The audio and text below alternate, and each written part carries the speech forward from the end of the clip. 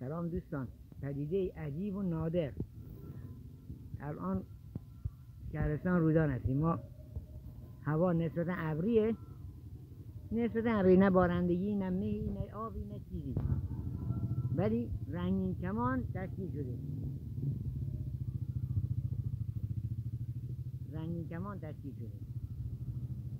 پدیده عجیب و نادر. اینم آسمون شهرستان رودان، اینم خورشید در حال غروب. ما الان روستای منطقه بیکای رودان هستیم. بیکای رودان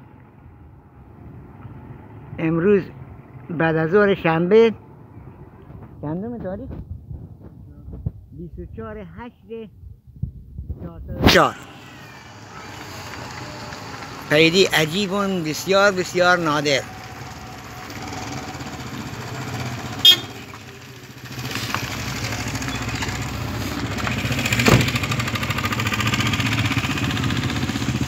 ظهور رنگین کمان در آسمان بدون بارندگی و بدون ابر،